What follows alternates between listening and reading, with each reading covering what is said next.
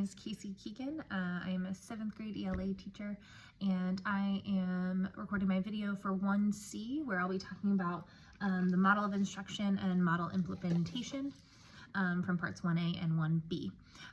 So I'm going to kind of break down each of the areas and then talk about kind of component 1A, how the school tells us, and our school model, and then kind of get into the strengths and weaknesses and implementation for 1B, kind of in the same thing. So area 1 is culture and connection, and that's broken down into 4 areas. The first one is high expectations. So as a school, the model for that is really just that they talk to us about how are you having high expectations. We have Wednesday meetings during our planning, and that is a question often being asked of teachers. We also have something called Leader of the Pack, where we take students' grades at the end of quarter and their behavior, and together they get a score, and if they are above a certain number, they are Leader of the Pack, and they get incentivized fun things, a dance or a game or a party of some sort. So that's kind of how they help us as a school model show that we have high expectations. As far as the section 1B goes, how I and my team do high expectations, one thing that we do is every 2 weeks the students get a sheet. They have to go on to their log into their grades and document their grades fully. Also writing down everything that they're missing and emailing the teacher right then. And then beginning of the year, I do a lesson on how to professionally email. So they email their teachers. For my class, directly after they take a quiz, so a traditional multiple choice quiz, they will get their score and the answers they have wrong, and they have immediately quiz corrections where they have to kind of plug in what they missed. And then a lot of it is positive speech, growth mindset, talking to them about beat yourself. I think this is mostly a strength for me and for my team and for the 7th grade. Sometimes some of those pieces don't get implemented as thoroughly as they should.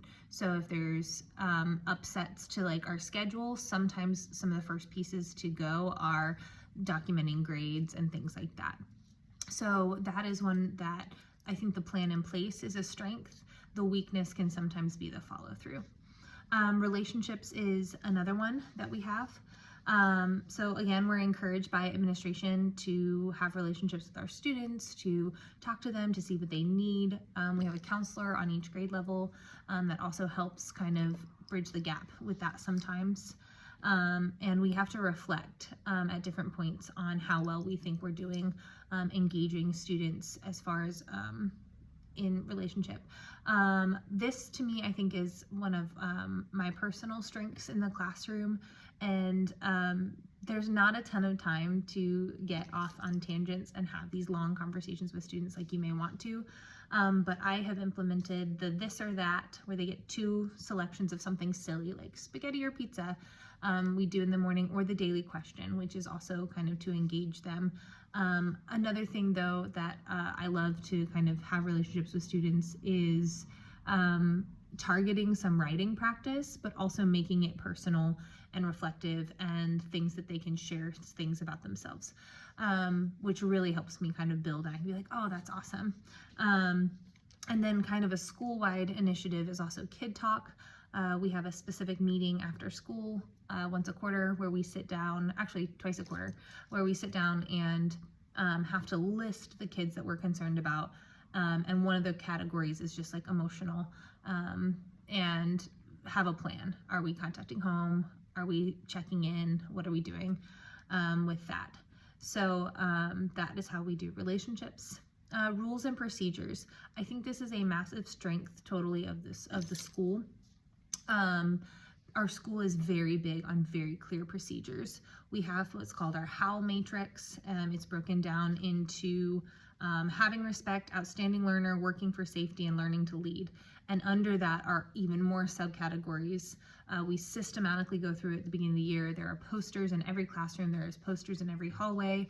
And then for some of our procedures or rules that are more difficult for students to follow, specifically their phones being away. They have specific huge posters made for every class.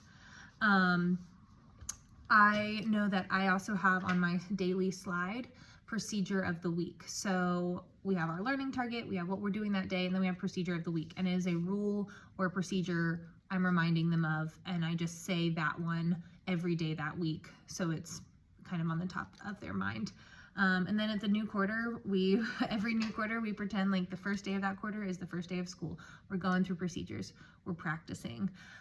So I think this is a really big strength of the school. They set us up well, and then my team specifically, we work really well together to make sure that one is coming together. Engagement.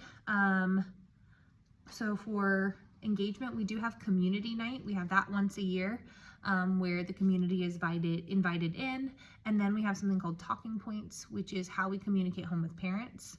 I think engagement could, as far as specifically whole school and community, could be higher. We don't have very many opportunities for students and families to come together, and even just for students, things like pep rallies and things like that. We do give weekly phone calls home. So my 1B implementation of this is weekly phone calls home, positive and negative. I send home parents week at a glance, so it is every day of the week, what the students are learning, what is graded, and any reminders that gets sent home every Friday for the upcoming week. And then that's kind of the two main things. So I think engagement is one.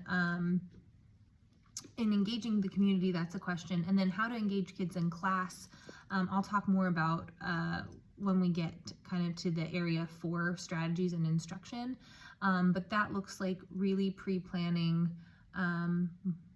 different tasks that will help them engage and plug in. The next area is direction for learning.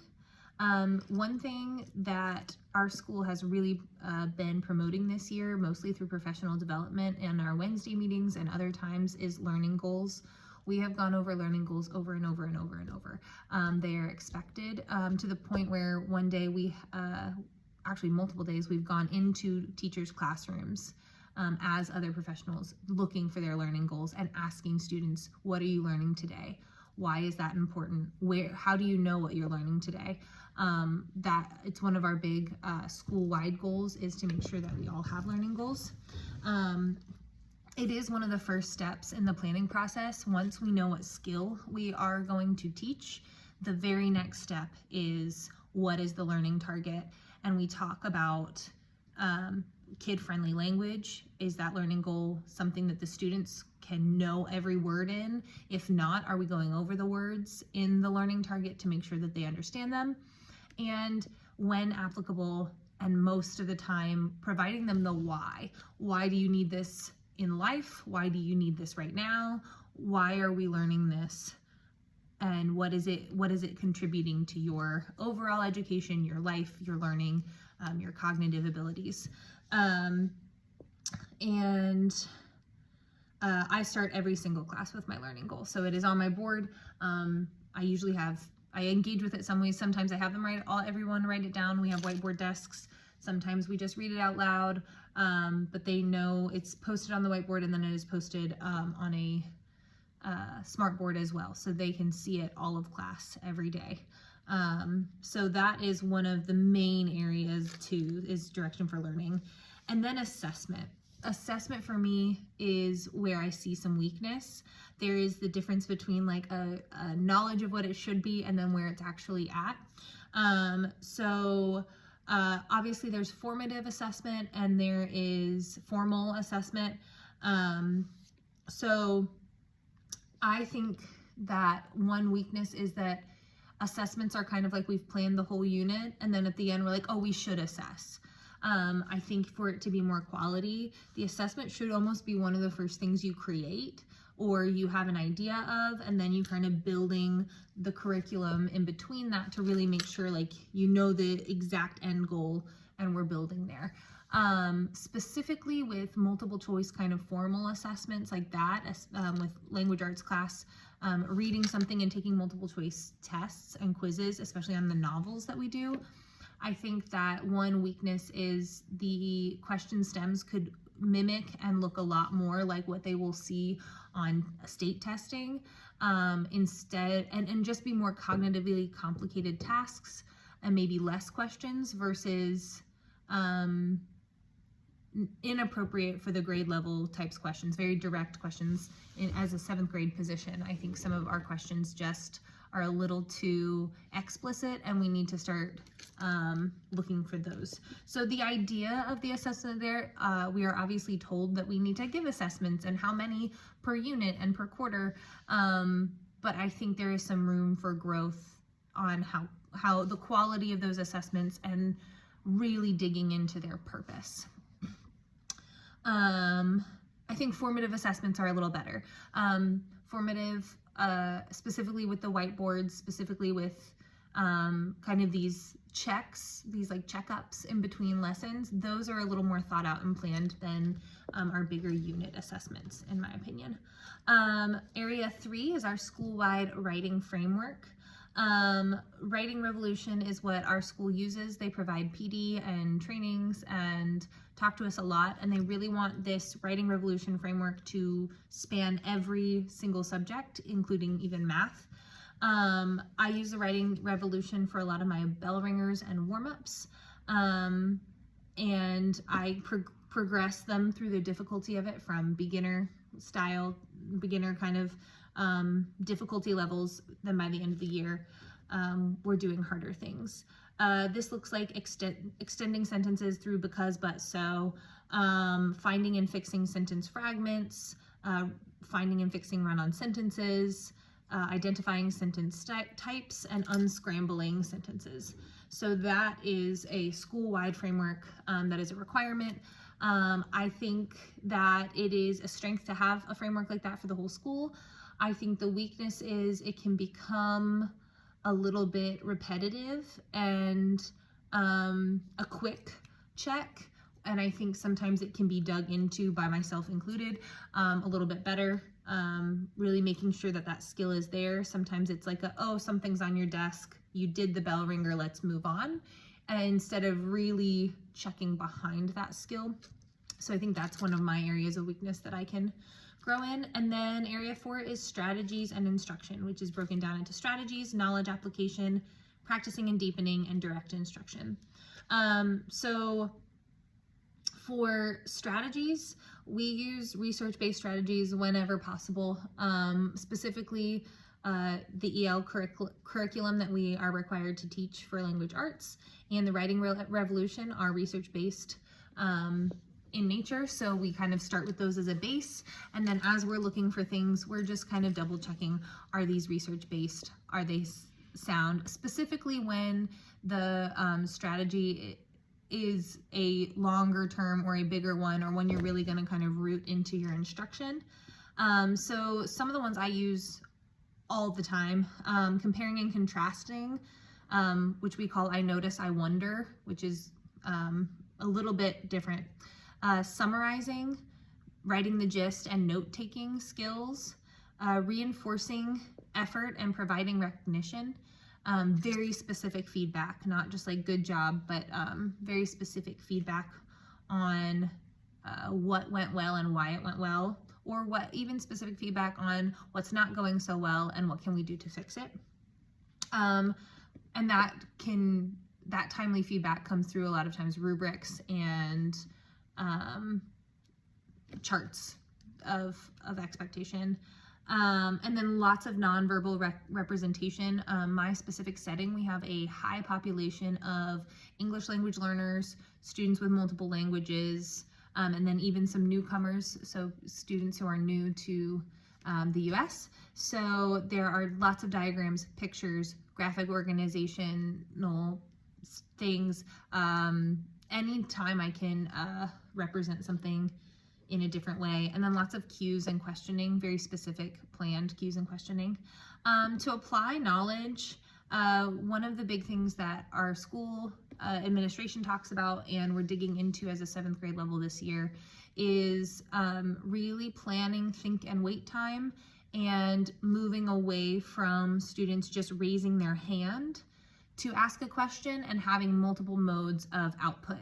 The raising the hand works somewhat for some things, but oftentimes you have 1 or 2, maybe up to 5 students kind of dominating that, and it stops everyone else in their tracks, has them say, oh, somebody else has got it. So we use our whiteboard desks. It's why it's one of the reasons our school bought them for us. So everyone has to write the answer. But we also think, pair, share. We have tickets out the door that everyone has to write an answer. So we try, that's one knowledge application past the instruction. We try to make sure that they are not just having the raise the hand to apply their knowledge. They apply their knowledge also, I mean, in lots of ways. We try to find cognitively complex tasks for them to apply. I think there's a difference between apply and regurgitate. So an example of apply versus regurgitate would be, instead of a multiple choice quiz, which we might have, on top of that, every single unit has a writing focus for the whole unit, which is right now a novel. And after they've learned that writing focus in small mini lessons all the way through the unit, their end of unit test or exam is going to be a larger essay. So that they're really applying all of those skills in a kind of more written form. Now it's step by step, it's guided, it's lots of support, but it's not just a quick application, it's a longer term application. And then practicing and deepening. Deepening knowledge for our students a lot of times comes in with creative questioning. Questioning is really an art, so asking specific questions so that they have to, you're not just giving like, here's the answer, here's what you need to know, but that discovery learning of questioning is a lot of times how I deepen things. But I kind of conceptualize specifically as a teacher, there's kind of these 4 areas. There's the beginner, and that is where we're just practicing. You've been given the information and you are just regurgitating, you are just copying, you are just kind of inching your way into it. There's developing. So I think you know the basic concept, I think you can explain it to me, but you still need guidance. That guidance can maybe be a peer instead of a teacher this time. It can, you can explain it verbally, but you need a lot more help. There is applying. So applying looks like analysis, looks like writing papers, looks like finding meaning, deeper meaning, and explaining and exploring. And then innovating is kind of the highest cognitive level of deepening, where you are transforming, you are coming up with ideas, you are teaching each other, you are teaching someone new, you are creating the questions yourself, and you're connecting to the real world, technology, and creativity to give an output that is related to, but really kind of a transformed version of it. So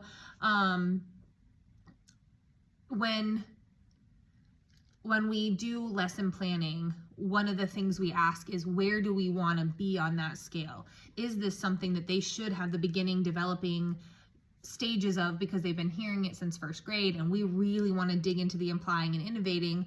Or is this a newer skill for them, a newer concept, a higher order concept that they've never heard before, or a concept that based on the data, their skill is a lot lower in, so we are going to target that beginning and developing.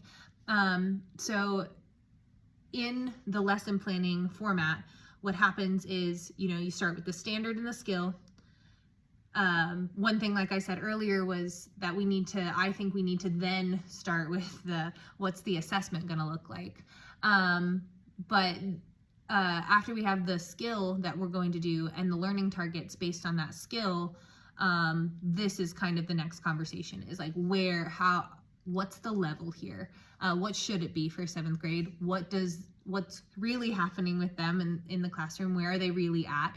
They're technically 7th grade, but we all know as educators that being in 7th grade does not mean you're working at a 7th grade level. You're working higher and lower. So where are they at? Where do we want them to be? And then that's when we decide, okay, what do we need to directly teach? And then how will they apply it? How will they show they know it? What activities will go in there? And can we vary those activities to make sure that they are mixed, that they are applying in different ways, that they are writing, that they are speaking to each other, that they are reflecting in lots of different ways. So direct instruction looks like teaching students clearly, explicitly. I always like to have 2 modes of direct instruction while giving direct instruction. So it is almost always verbally and written. In direct instruction, it is the what, the how, and the why. The what is going to be the facts, the explicit knowledge, the content, the standards. Like, I am giving you exactly what you need. How, this is exactly how you do it. Here are the steps. Here are working examples. Here are non-examples. And graphic organizers, visuals, all those things. And then the why is connection to the real world, how this will give them skills, how this is a 21st century skill, what jobs this might connect them to, why does this work in the real world? So when we plan, it is just, what is the skill? What is the standard? What does our curriculum give us as well? How do we want them to show it to us? And what is the path? It's really like making maps. What direct instruction do we have to start with? How are we assessing that? How are they going to output it to us? How are we assessing that? What do we do when they're falling behind? What do we do when they're soaring ahead? And how will we know when we feel good about that lesson that we can move on and teach the next thing? And when do we know to pull back and teach it a different way? So that, I would say, is our system. That is our model of instruction. I think it has lots of strengths. I think just the biggest weaknesses are making sure that all those steps are actually happening and that you're not barreling ahead. And then a personal weakness that I'm working on is that practicing and deepening an application, that I'm doing that in a robust way. It is sometimes easy to just give the direct instruction, have the simple modes of output, and move on. And so I am really working on, does my instruction really include valuable practice? Am I thinking of how they can deepen that skill? And do I really, really know, this is my question this year, do I really know what I want them to know? Like, I know the standard and I know the skill, but what does it look like for a 13-year-old, for a 7th grader, when they really know what I want them to know? So that is our model of instruction, from the school level to my implementation level and the 7th grade team's implementation level of it. And we are definitely a work in progress in so many ways. But there is also a lot of strengths here too.